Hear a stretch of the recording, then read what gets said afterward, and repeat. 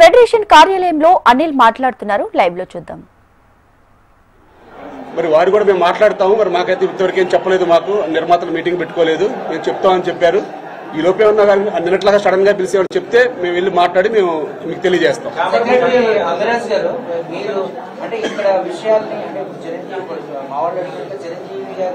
నిర్మాతలు కలిశారు, మీరు ఎందుకు కలవలేదు అన్నారు. బట్ ఇక్కడ విషయాన్ని ఎప్పటికప్పుడు మీరు ఆయనకి తెలియజేస్తారు. చిరంజీవి గారిని డే ఫస్ట్ ఆయన కలవడం కోసం మేము లేబర్ కమిషనర్ గారి ఆఫీస్లో ఉండగా సార్కి ఫోన్ చేయడం జరిగిందండి. వారి పిఏకి వారు నెక్స్ట్ డే చెప్తాను, ఈరోజు ప్రొడ్యూసర్లు కలుస్తున్నారన్న. నెక్స్ట్ డే ఏంటంటే మధ్యలో ఒకరికి చెప్పారు, అది వాళ్ళని పిలిచి వారికి వీరికి సయోధ్య కుదురులో చూడండి. ఛాంబర్ పెద్దలకు కూడా మేము చెప్పున్నాం. ఫెడరేషన్ పెద్దలు వస్తున్నారు మీ దగ్గర, ఫెడరేషన్ నుంచి వారితో మాట్లాడి సఫలీకృతం అయ్యేలా చూడాలని ఆయన చెప్పడం జరిగిందండి. వారిని మధ్యలో అనిల్ గారు నేను వెళ్ళి కలవడం జరిగింది. ఎవరైతే ఆయన చెప్పారో వారిని సూచించిన వారిని అలాగే అప్డేటెడ్ గా వారు తెలుసుకుంటున్నారండి. ఏంటి ఎట్లా జరుగుతుంది, కూల్గా అయిపోతుందన్న ఉద్దేశంలో వారు ఉన్నారని మళ్ళీ మేము కలవడానికి మేము వారిని సమయం అడగలేదు. ముఖ్యంగా ఈ ఎవరైతే పెద్ద హీరోలు ఉన్నారో వారందరూ కూడా మౌనంగా ఉన్నారండి. సమస్య సాల్వ్ అవుతుంది. ఛాంబర్ ఎంతసేపు ఫెడరేషన్ మాకు ఛాంబర్ పెద్ద దిక్కు, ఛాంబర్ చేస్తుంది, ఛాంబరే ఉందని మనం ఎప్పుడైతే తెలియజేస్తున్నామో మీ ద్వారా వారు కూడా చూస్తున్నారండి. అయిపోతుందని వారు కూడా మాట్లాడుకుంటా ఉన్నారు ఆయా నిర్మాతలు ఆయా హీరోలతోటి. సో ఇప్పుడు ఏంటంటే ఈ బయట నుంచి తీసుకొస్తామని ఇందాక అనిల్ గారిని ఒక ప్రశ్న వేశారు మీరు. బయట నుంచి ఎవరో రారండి. ముఖ్యంగా 5 రాష్ట్రాలు తమిళనాడు, కర్ణాటక, కేరళ, ముంబై, హైదరాబాదు, కలకత్తా, ఈ 6 మనతో కలిసి 6 ఉన్నాయండి. ఈ 6 కూడా మేము కాన్ఫెడరేషన్ అంటామండి. ఈ 6 కూడా ఒకే తాటిపై నడుస్తాయండి. ఇవన్నీ మా సమస్యలు వస్తే వారు చూసుకుంటారు, వారి సమస్యలు వస్తే మేము చూసుకుంటాం. వీరందరికీ ఫోన్ ద్వారా లెటర్ ద్వారా సంప్రదించడం జరిగిందండి. ఎవ్వరూ కూడా ఏ ఒక్కరూ కూడా బయట నుంచి వచ్చి ఇక్కడ పనిచేయరండి. మేమే మళ్ళీ పనులకు వెళ్ళాలి, మేమే షూటింగ్లు చేసుకోవాలి, మేమే అన్ని చేయాలండి. ఇప్పుడు అనిల్ గారికి ఫోన్ వచ్చింది, నాకు ఫోన్ వచ్చింది, కలుస్తామండి, మళ్ళీ పిలుస్తారు, మళ్ళీ మాట్లాడతాం. కోమటిరెడ్డి గారు మాకు సపోర్ట్ చేస్తున్నారు, ముఖ్యమంత్రి గారి నుంచి కూడా ఉంటుంది, పెద్దలందరి నుంచి కూడా వారికి ఎంతో కొంత పెంచండి. ఎంతో కొంత అంటే మనం అడిగిన 30% వైఆర్ మీడియాగా అనిల్ గారు చెప్పినట్టు వైఆర్ మీడియాగా వాళ్ళు చెప్తా ఉన్నారు కదా, ఆ 20%, 10%, 10% కుటుంబాన్ని విడదీయాలనుకుని ఒక ప్రతిపాదన పెట్టారండి. నిన్న రాత్రి అంతా నిద్రపోలా. నేను నాకు అత్యవసరంగా పెళ్లికి వెళ్లాల్సింది. 3 గంటలకి, 6 గంటలకి, 7 గంటలకు 3 ఫ్లైట్ టికెట్లు క్యాన్సిల్ చేసుకున్నాను. సొంత వాళ్ళ పెళ్లి వెళ్ళలేకపోయాం. ఎందుకంటే ఇక్కడే ఇంతమంది సఫర్ అవుతున్నారు, మనం వెళ్ళకూడదని. ఎందుకంటే ఫ్యామిలీని విడదీసేయాలని ఒక భావంతో ఉన్నారండి. అట్లా కాదు కదండి. మీరు మంచి పెద్ద మనసుతో మీరు ఆలోచించాలి. చేసే నిర్మాతలందరూ ఒకరేమో చేసుకోండి, ఏం ప్రాబ్లం లేదు, మేము ఉన్నామని భరోసా ఇచ్చారు. నేను మధ్యాహ్నం వరకు వారు యూటర్న్ తీసుకున్నారు.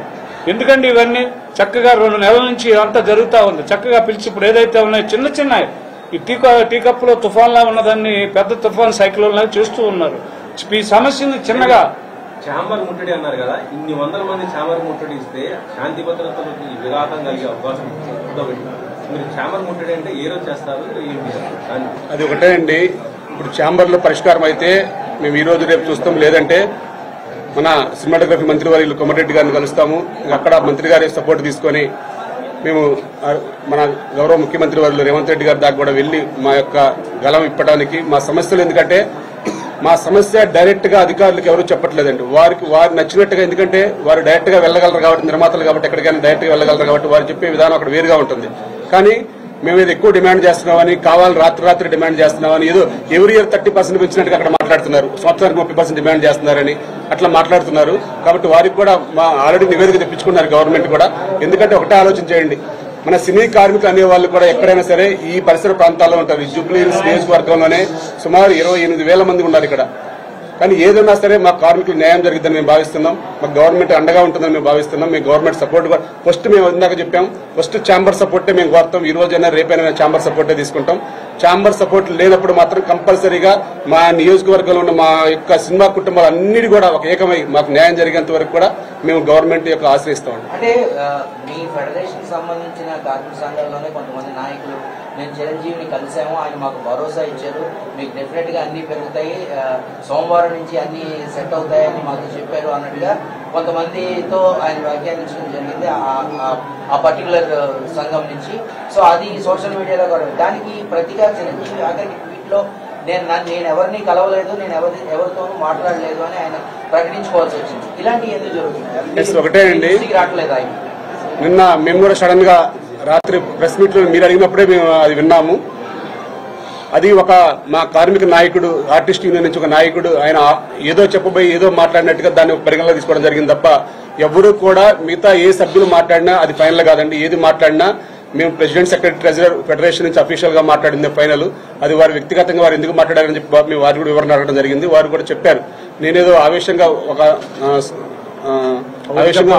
ఒకటి చెప్పి వేరే చెప్పాను తప్ప నేను దానికి లేదు, నాకు ఆ ఉద్దేశం కాదని వారు చెప్పడం జరిగింది.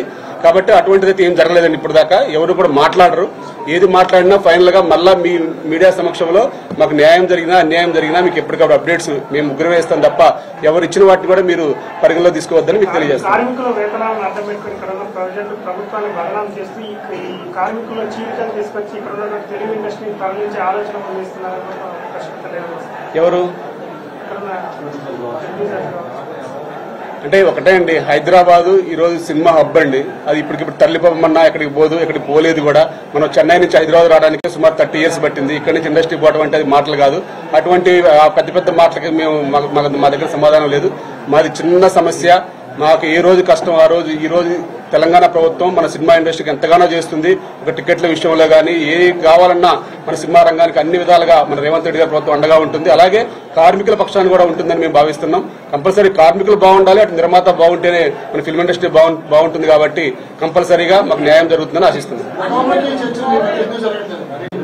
ఎవరితో ముఖాముఖి చర్చలు అండి? ఎవరితో? ఛాంబర్ ఉందండి. ఛాంబర్ ఎన్నిసార్లు చెప్తున్నామండి ఛాంబర్.